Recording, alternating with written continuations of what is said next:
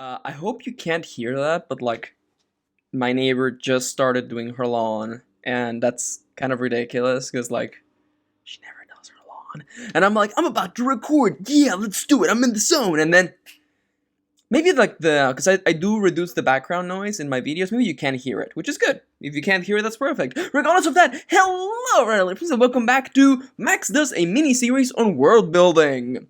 On the previous episode, we talked about life after the apocalypse, and I referenced Cher, mostly to see if Kitty, would notice and catch the references, because she loves Cher. But regardless of that, though, today I have a bit of a special video for you.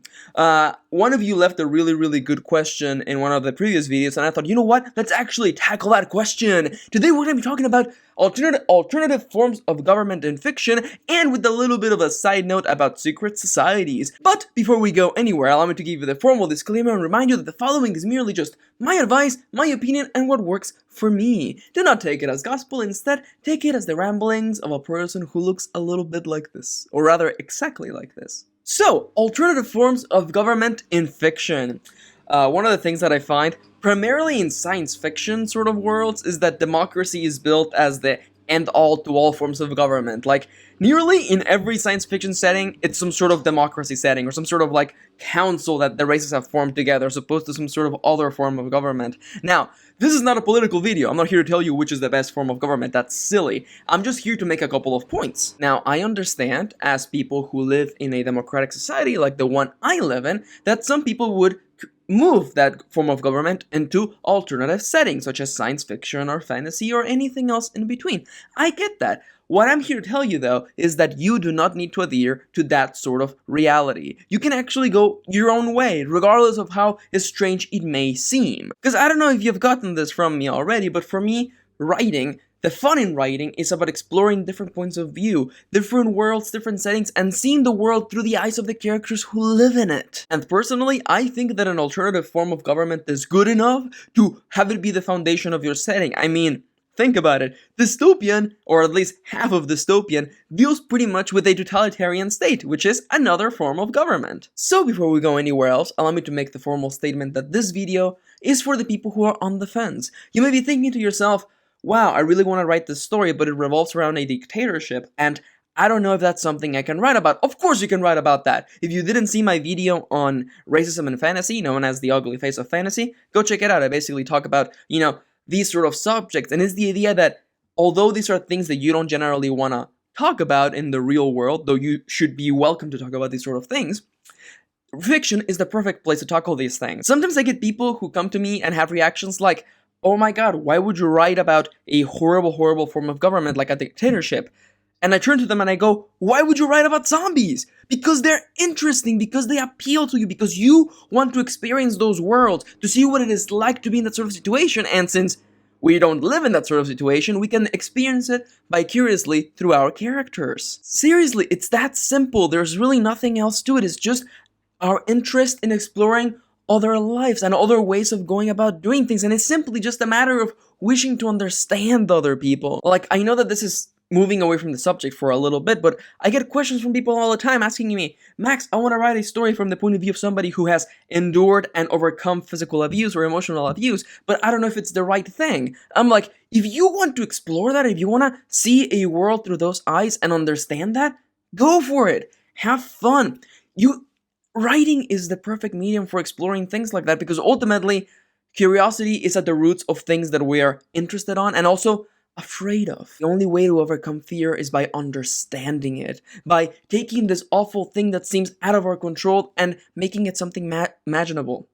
Imaginable? And as someone who posts quotes on their blog all the time, I can tell you that there is a particular quote, I don't remember who it is, but it goes a little something along the lines of, the best way to understand a subject is to write about it. And I think it's true. I think that, one, through the act of research, which is not exactly that meaningful, but mostly through the act of writing through someone's point of view, we can understand them. And I think that is really meaningful. And even if it's something, I don't want to say outrageous or outlandish as the point of view of a dictatorship, I think it's important enough to be open to write about these many different things. And personally, I feel that alternative forms of government are good enough to have your entire setting be based around them. I mean, come on, look at dystopian. Now, as for ways that you can find and create your own forms of alternative government, consider first the natural world. Look at the way that, animals and other creatures behave, such as beehives or lions or schools of fish. Your brain is formatted around the idea of finding patterns. So look for patterns, explore the natural world, and see what you can apply to your own stories. Apply and adapt to your own setting. Of course, you have more than nature. One of my other favorite things that I like to explore are the most innate elements of the human mind, such as fear and love. Consider a society built around these traits and these feelings. Imagine a society built entirely around the idea of courage, around the idea of honor, around the idea of fear. And remember that everything is for the taking, okay? And nothing is outlandish enough. I would love to read a story about a world ruled by one particular powerful cosmic being. This powerful being, with the ability to see into the future and to read the minds of everyone around them, rules this planet with an iron fist. And yet, everyone kneels before them and has surrendered their lives. Why do they love this cosmic creature who may seem from the exterior to have absolutely no remorse for these lower creatures that it rules over? Consider that, Nothing is outlandish enough. Nothing is ridiculous enough that you cannot make a story from them. So go ahead. Everything is for the taking. And above all, have fun. Seriously. Writing is such a rewarding thing because it allows you to explore other points of view, other worlds that don't exist here, and other things that we could never experience otherwise. So go have fun. And above all, never ever second guess yourself or the world you're making, just because it's different than the one you live in. Now, before this video is over, there's one last thing I want to talk about, and it deals with the people in power, the people who form these governments, and a little extra note on secret societies. One of the things that always bothers me, primarily around, well, not only fiction but also real life, is that people forget that the government is not a faceless entity. The government is made of people. And people are dumb. People are incredibly dumb, and people make lots of mistakes. People forget about that. Now, let me tell you a little quick story. I've been reading the Harry Potter books recently, and as of the recording of this video, I am in the middle of the 5th book, I think? Yeah, the 5th book, yeah, Order of the Phoenix. And I'm in the middle of it, and in this entire journey, because I've been doing this for like a couple of months now, Goblet of Fire took a long while, but talking about the Goblet of Fire, it was around that book that I realized that my impression of the Ministry of Magic was not what I expected. Because I thought that the Ministry of Magic had everything under control. And of course, as the story matured, you realize that, like any other government, is not perfect. Why? Because the Ministry of Magic is made of people. People who are dumb.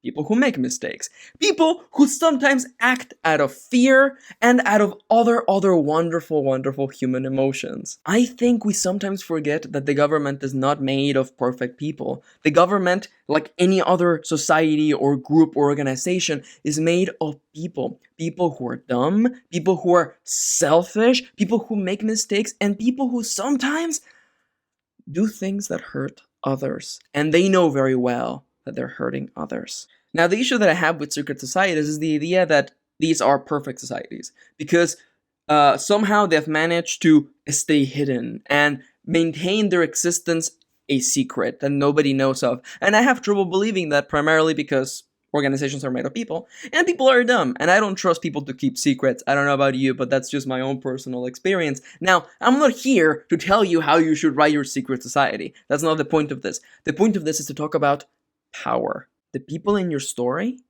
are not perfect. They are people. People who are dumb. People who make mistakes. People who take selfish actions, and people who hurt others. But Max, why do people make mistakes? Why do people hurt others? And it is because everybody wants something. And when it comes to government, it translates to power, authority, respect, many other things that the culture demands of you, that rates you depending on what you have and what you do not.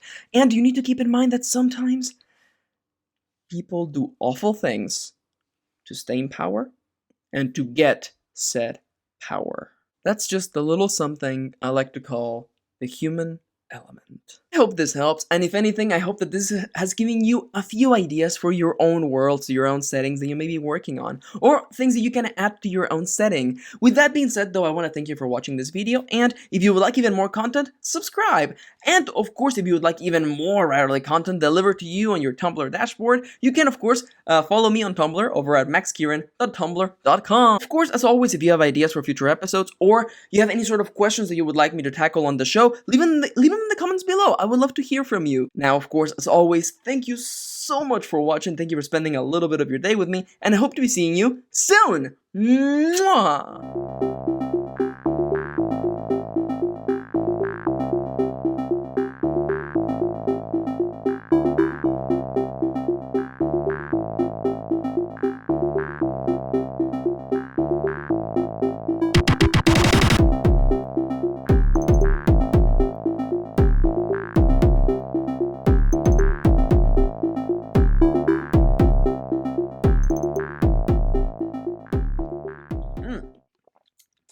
Is it really just me, or does nobody else think it's weird that every science fiction setting has like a democratic alien council?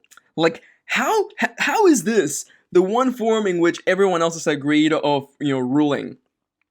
I've always thought it was weird. Like what about some sort of like a space royalty with psychic powers, or something even more ridiculous, like an entire society of high-minded people where everyone shares the same consciousness? Like, you have science fiction, you can do anything you want because you have the most ridiculous technology, the most ridiculous worlds and universes and alternate dimensions, and it's democracy?